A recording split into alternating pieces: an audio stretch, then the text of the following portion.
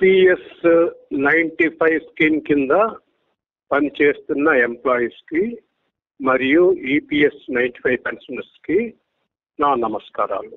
పర్వీన్ కోహ్లీ గారు న్యూఢిల్లీ నుంచి అతని యొక్క ఈపీఎస్ 95 సేవా గ్రూప్స్ ఏవైతే ఉన్నాయో వాట్సాప్ గ్రూప్స్, వాటి ద్వారా ఒక 2 రోజుల క్రితం ఒక లెటర్ మనకి సర్క్యులేట్ చేశారు. ఆ లెటర్ ఏంటంటే, additional central provident fund commissioner, Vijayawada, Andhra Pradesh వాళ్ళు ఒక లెటర్ రాశారు సెంట్రల్ ప్రావిడెంట్ ఫండ్ కమిషనర్ న్యూఢిల్లీకి. ఆ లెటర్ యొక్క సారాంశం ఏంటంటే, CAG controller and auditor general వాళ్ళ ఆ యొక్క సంస్థ ఆధ్వర్యం కింద ప్రతి స్టేట్లోనూ అకౌంటెంట్ జనరల్ ఆఫీసర్స్ ఉంటాయన్నమాట. వాళ్ళు స్టేట్ గవర్నమెంట్కి సంబంధించిన లేకపోతే స్టేట్లో నెలకొల్పబడిన పబ్లిక్ సెక్టార్ అండర్టేకింగ్స్ యొక్క మరియు ఆఫీసెస్ యొక్క ఆడిట్ వాళ్ళు ఎవ్రీ ఇయర్ టేకప్ చేస్తారు. అదే విధంగా తెలంగాణ స్టేట్లో ఉన్న ఏజీస్ ఆఫీసు, తెలంగాణ స్టేట్లో నెలకొల్పబడిన state public sector undertakings, central public sector undertakings audit చేసింది. ఈ ఆడిట్ 2018 సంవత్సరానికి సంబంధించిన ఆడిట్. ఆడిట్లో వాళ్ళు పాయింట్అవుట్ చేసిన ఒక విషయం ఏమిటంటే, employers contribution to provident fund అది స్టాట్యూటరీ లిమిట్కి మించకూడదు. అంటే ఇప్పుడు స్టాట్యూటరీ సీలింగ్ 15,000. 15,000 కంటే ఎంప్లాయర్ అంటే మేనేజ్మెంట్ కంట్రిబ్యూట్ చేయకూడదు అని వాళ్ళు ఒక అబ్జెక్షన్ రాశారన్నమాట. ఇక్కడ పబ్లిక్ సెక్టార్ అండర్టేకింగ్స్ అంటే హైదరాబాద్ విషయంలో బిహెచ్ఏఎల్, హెచ్ఏఎల్, తర్వాత స్టేట్ గవర్నమెంట్ దగ్గరికి వచ్చేటప్పటికి ఏపీఎస్ఆర్టీసీ, తర్వాత ఎలక్ట్రిసిటీ తాలూకా డిస్ట్రిబ్యూషన్ కంపెనీస్, ఇవన్నీ పబ్లిక్ సెక్టార్ అండర్టేకింగ్స్ కింద వస్తాయన్నమాట. ఈ పబ్లిక్ సెక్టార్ అండర్టేకింగ్స్లో provident fund contribution management contribute చేసేటప్పుడు స్టాట్యూటరీ లిమిట్ అంటే సీలింగ్ కంటే దాటకూడదు అని వాళ్ళకి అబ్జెక్షన్ రాశారు. ఆ విధంగా కంట్రిబ్యూట్ చేయడం వలన 3.80 crores ఎక్సెస్ ఎక్స్పెండిచరు ఈ పబ్లిక్ సెక్టార్ అండర్టేకింగ్స్ ఖర్చు పెట్టాయి. ఇది పబ్లిక్ మనీకి సంబంధించింది. ఈ పబ్లిక్ మనీ అనేది ఒక సెక్షన్ ఆఫ్ ది పాపులేషన్ అంటే employees of that establishment, employees of BHEL or employees of హెచ్ఏఎల్కి బెనిఫిట్ కింద ఇవ్వకూడదు అని వాళ్ళు అబ్జెక్షన్ రైజ్ చేశారు. దీని మీద additional central provident fund commissioner, Vijayawada, Andhra Pradesh ఒక లెటర్ రాశారు సెంట్రల్ ప్రావిడెంట్ ఫండ్ కమిషనర్ న్యూఢిల్లీకి. ఈ ఏజీ అబ్జెక్షన్ ఈ విధంగా ఉంది కాబట్టి పబ్లిక్ సెక్టార్ అండర్టేకింగ్స్లో ఎవరైతే రిటైర్ అయ్యారో లేకపోతే ఎవరైతే పనిచేస్తున్నారో వాళ్ళకి హయ్యర్ పెన్షన్ ఇచ్చే విషయంలో మీరు పునరాలోచించాలి అని ఒక లెటర్ రాశారన్నమాట. ఎందుకు పునరాలోచించాలి అంటే, ఈపీఎస్ కంట్రిబ్యూషన్ అన్నది సీలింగ్ వరకైనా సరే లేదా ఫుల్ వేజెస్ మీదైనా సరే ఎంప్లాయర్స్ కంట్రిబ్యూషన్ నుంచే పిఎఫ్ కమిషనర్కి ట్రాన్స్ఫర్ చేయబడుతుంది. అందుచేత ఇప్పుడు ఎంప్లాయర్స్ కంట్రిబ్యూషన్ స్టాట్యూటరీ లిమిట్ వరకే కంట్రిబ్యూట్ చేయాలన్నప్పుడు హయ్యర్ కంట్రిబ్యూషన్ ట్రాన్స్ఫర్ చేయడానికి వీలుండదు. అందువలన ఈ additional central provident fund commissioner గారు ఈ విషయంలో పునరాలోచించమని సెంట్రల్ ప్రావిడెంట్ ఫండ్ కమిషనర్ గారికి ఒక లెటర్ రాశారన్నమాట. ఈ విషయంలో మనం ఇక్కడ ఒక ముఖ్య విషయం మనం చర్చించుకోవాలి. ఇప్పుడు central government, state government employees ఎవరైతే ఉన్నారో వాళ్ళకి ఓల్డ్ పెన్షన్ స్కీమ్లో వాళ్ళు రిటైర్ అయిన తేదీ నాడు ఎంత పే ఉంటుందో అంత పేలో 50% వాళ్ళకి పెన్షన్ కింద ఇస్తారు. ఇది ఓల్డ్ పెన్షన్ స్కీమ్ కింద ఉన్న నిబంధన. సపోజ్ ఒక ఎంప్లాయీకి రిటైర్మెంట్ డేట్ నాడే ప్రమోషన్ వచ్చింది అనుకుందాం. మరి ఆ డేట్ నాడు ఒక్కరోజే అతను ఆ ప్రమోటెడ్ పోస్ట్లో పనిచేసాడు. అయినా సరే ఆ ప్రమోటెడ్ పోస్ట్లో అతనికి పే ఫిక్సేషన్ చేసి ఆ రివైజ్డ్ పే ఎంతైతే ఉందో దాంట్లో 50% అతనికి పెన్షన్ కింద ఇస్తారు, బేసిక్ పెన్షన్ కింద. దానికి ప్రతి 6 నెలలకి డిఏ కాస్ట్ ఆఫ్ లివింగ్ ప్రకారం పేమెంట్ చేస్తారు.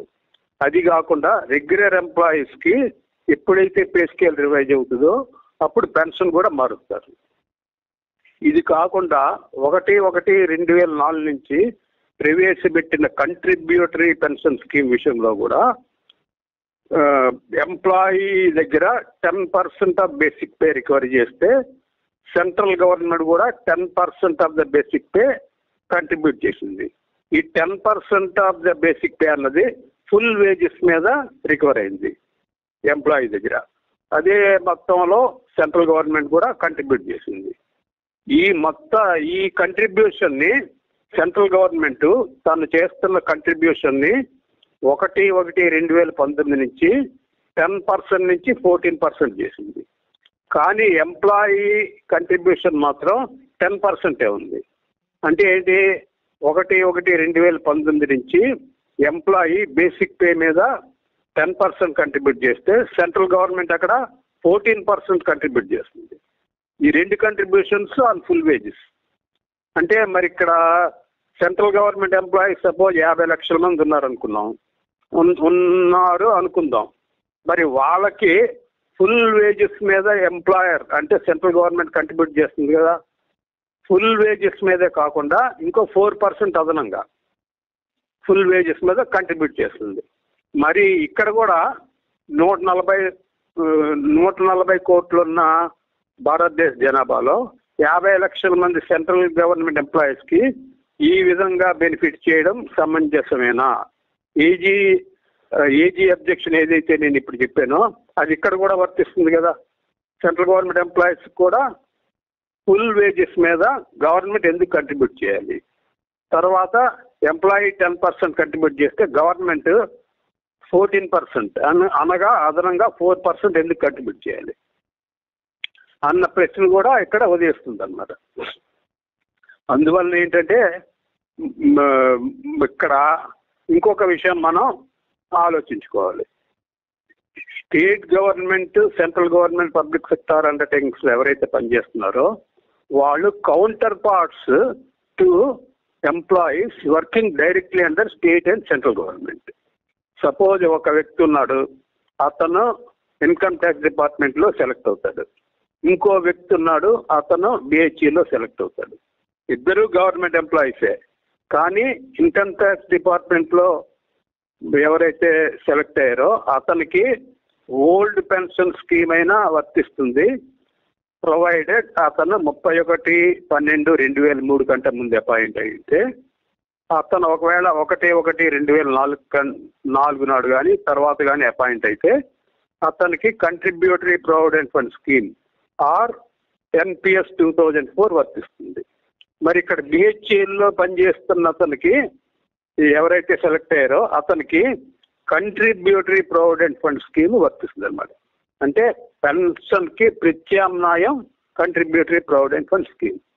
మరి పెన్షన్ ఇచ్చే విషయంలో ఫుల్ వేజెస్ మీద పెన్షన్ క్యాల్కులేట్ చేయబడుతున్నప్పుడు ఆర్ ఫుల్ వేజెస్ మీద కంట్రిబ్యూషన్ చేయబడుతున్నప్పుడు అంటే అండర్ కంట్రిబ్యూటరీ పెన్షన్ స్కీమ్ కింద కానీ NPS 2004 కింద కానీ ఫుల్ వేజెస్ మీద కంట్రిబ్యూట్ చేస్తున్నప్పుడు ఇక్కడ కంట్రిబ్యూటరీ ప్రావిడెంట్ ఫండ్ స్కీమ్లో ఎంప్లాయీ అలాంగ్ విత్ ఎంప్లాయర్ ఎందుకు కంట్రిబ్యూట్ చేయకూడదు?